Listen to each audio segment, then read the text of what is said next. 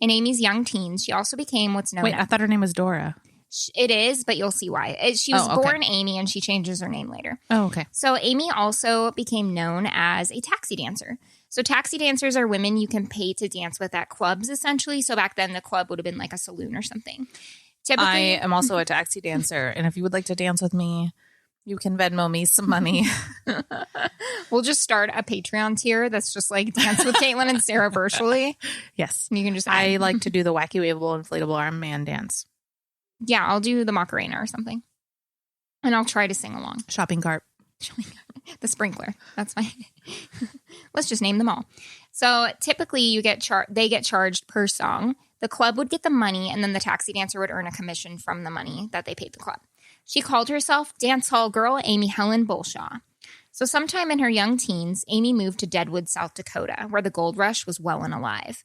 And Deadwood was a new town. And like Caitlin said, there's a TV show called that. But they have a really, really interesting, intriguing, like long history of brothels, actually, and the gold rush, which is interesting. I was going to say there's also a little blue pill for that. Oh, God. One time. You can cut that. Well, one time I was at my friend's house and, well, it wasn't even her house. It was her grandparents' house. And she was like being babysat by them. And we went into the living room and we saw a box of something called Extends. If you don't know what that is, don't look it up. But that's what we found in her grandparents' house. So. Cut that out. No one wants that image. Like, seriously, no one wants that image. I didn't tell you what to think. I just talked with a mouthful of beer. That was weird. I don't know what you're doing. Okay. Deadwood was a new town at this time.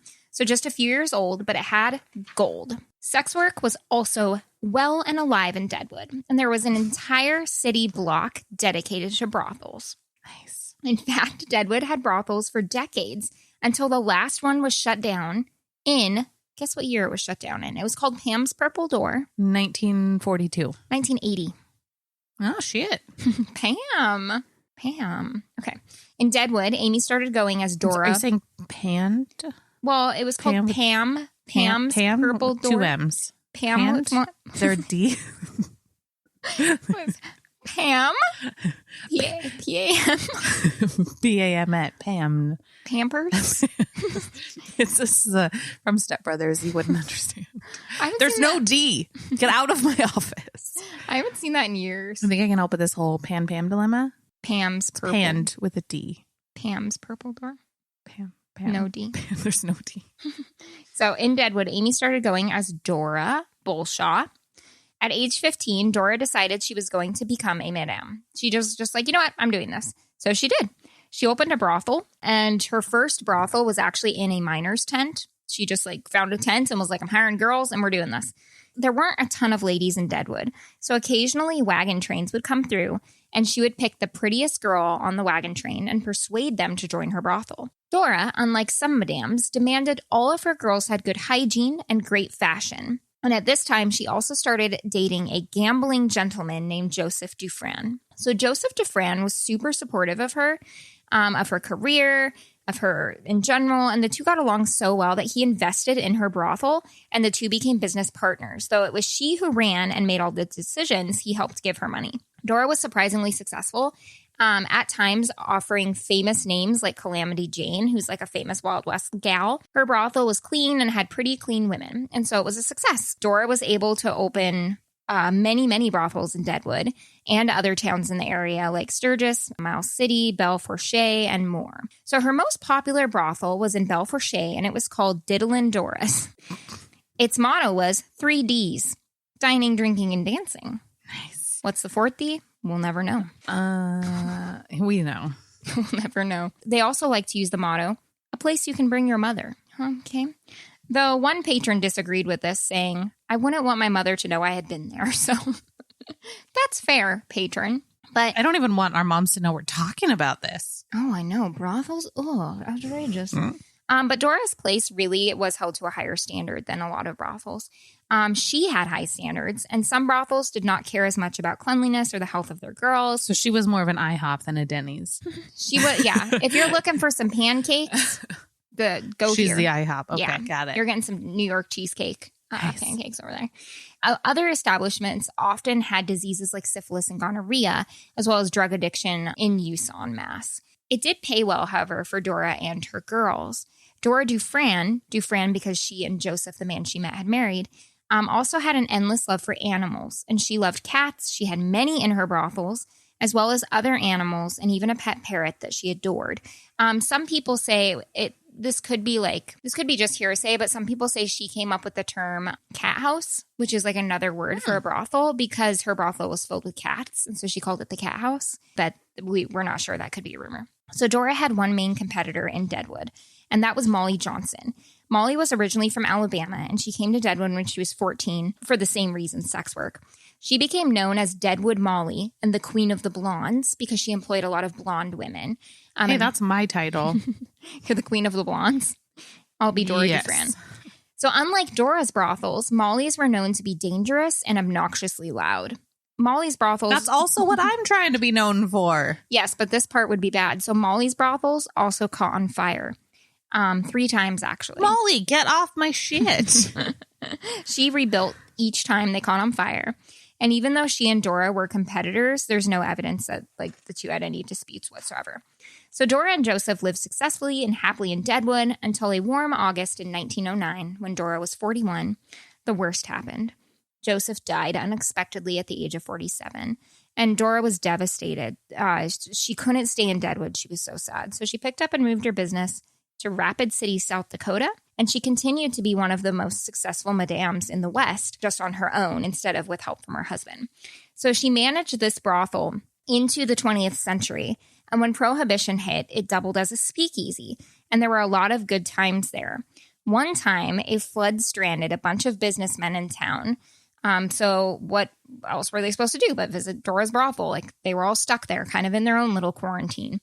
So when the businessmen's wives found out, they apparently attacked the men with rolling pins, umbrellas, and other domestic weapons like appliances. That's amazing. While the men tried to escape through the receding flood waters. Stop hitting me with the toaster. So the men were running through the flooded waters, and their wives were after them with bread pans and stuff. Deserved. Yes, quite deserved. So she lived another 24-something years. And she died of heart failure at the age of 65. So she was a madame that whole time, one of the most famous in the West. She never had any children that we know of. And she was buried at Mount Moriah Cemetery in Deadwood next to her parrot, who she loved. Fred was the parrot's name, and her late husband, Joseph. Her obituary said she was a, quote-unquote, noted social worker. And her gravestone is marked with 4 urns, and each urn has a grinning winged imp, which is a little demon character, one for each brothel that she owned and was successful. Now, today, a new museum is going to be opening not today, but in the summer of 2020. They're working on it today. Well, they're not in quarantine. Yeah. That has moved to 2021. This will be open eventually. A brothel museum in Deadwood. So for more information, you can go to deadwoodhistory.com, and they're actually looking for some items. Do not forget the word history when you look for that. This is a friendly tip for the internet. They're actually looking for some items, specific types of items for the museum, and some stories about brothels. So if you have any family brothel stories, I will send you my stories. I'd like to hear them. So definitely check that out at deadwoodhistory.com. And so it's not a crime, and it's kind of a history, but she was one of the most famous madames of the West. Don't worry, I got 2 crimes coming at you. Well, way more than 2, actually. Really? You have a montage of crimes? I got a shit ton. Yes, a shit ton of crimes. Yes. But let's open another beer first. Okay. Oh, this beer has fish on it. Fishtail Organic Ales. Organic? Established. We're not sure. In 1993. Brewed and canned by Fish Brewing Company, Olympia, Washington. Certified organic by Washington State Department of Agriculture. This is a red ale. I don't always love red ales, so we'll see. Oh, shit. Do it again? What'd you do? Did you drop the little thing in there? So on the top of the can, there was a red little label that had the price, and I just dropped it in. One of us will find it. It's fine. That's how much we cost now. Did you get it?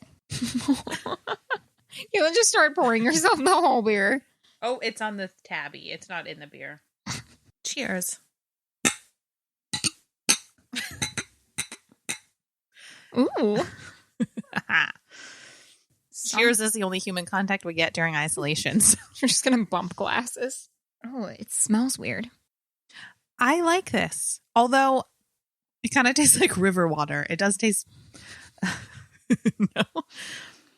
Yo, I like it. This is legit what they did. They went into their fish hatchery and scooped up some water. It's pretty good. I actually like it too. It smells really spicy and malty, but then it's not. Yeah, it's weird, but it's good. It's very flavorful. It smells like chocolate barley. It does. Or chocolate malt. It does have a chocolatey smell, but it's not sweet. It doesn't taste like chocolate, really. No, it's good.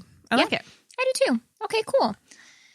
I'm excited to hear about your story. I'm sorry if anyone was bored by the madame. I fell asleep, but I'm just kidding. All right, noted. Just kidding. No, I thought it was good. It was interesting. Oh my God. My sources. We don't even know what to say after that. My sources: Legends of America. What? That's one of my. That's well. I know. That's one of yours. Sunstone Press, Find a Grave, History.com, Wikipedia, and HistoryNet, the American History Magazine. To find a grave. I just lifted my Cheers. Okay, so I want to tell you the two different stories, but they intertwine. Oh, I want you to tell me something else. Shut the fuck up. I'm going to tell you the stories of Charles Kennedy and Clay Allison. So to tell you the story of Robert Clay Allison, I must tell you the story of Charles Kennedy. Oh. Because I decided I must. Because they're actually not related, but I must or I'm not One telling you. One has nothing to do with the other. So I'm going to start with Charles. Chuck. Charles was born in 1839. There was no date. That's my favorite part about researching things from back in the day. Even his grave is like question mark 1839, maybe 1840. Fuck it. Who cares? Well, like this dude was born. Okay. He was born. Charles Kennedy was a big, burly, full bearded mountain man. You know the type. Same. He looked just like Sarah. He was living near Eagle West, New Mexico. All right. Never heard of it. Okay. He was married to a Ute Indian woman named Rosa, and they had a 3-year-old son. And I just skipped ahead to 1865 for time reference. So he was born in 1839, and then 1865 he's married and has a kid. There's not much else about his early life because we don't even know what year he was born. It probably involved like a lot of cast iron like beans. So I imagine the cowboy. Yes. And some lassoing and stuff. Yes. Lots of lassoing, lots of cows. He learned to ride a horse at some point, or his parents probably just put him on one, hit the horse's butt, and were like, go on, get. They white fanged him. Yeah, let's talk more about how he learned basic cowboy. He smokes reds. We are in 1865 for time reference, in case you thought he was born with a wife and son. He may have been. Maybe. Charles and his wife built a traveler's rest stop in an isolated area between Elizabethtown and Taos. Taos. Taos. Yeah. Okay. That's just north of Santa Fe. Nice. Yeah. They got a ton of business because it was the Wild West and all people did was travel around to different places. I might have been drunk when I wrote this. This is all they did was like... What else did they do? They fucking traveled from town to town on horseback. So, of course, this rest stop is like getting a lot of business. No, they had like shootouts and stuff. I'll get to that. Oh. But this rest stop was special because people would check in and never check out. Oh, no. Oh, shit. It's the Haunted Mansion. No. Strangers traveling through the night. Oh, so I was going to say, but most of these are strangers traveling alone. So through the country. So they rarely notice or miss each other. Right. So it's the perfect cover for murder. Wow. People would stop to get a hot meal and a good night's sleep. But Charles had other plans. He would murder their customers, steal all of their stuff, then either bury or burn them. And this went on for years. Patron after patron was killed by Charles. Realistically, this probably would have continued forever, if not for one night. So his wife, Rosa, was super scared of him. And this ultimately led to betrayal and a confession. So one night in 1870, Rosa waited until, I'll get more into this in a minute, but she waited basically until Charles fell asleep and then she ran to escape. She ran to town covered in blood. She burst into a saloon where both Clay Allison, who's the other guy I'm going to talk about, and Davy Crockett were drinking away the hours. The king of the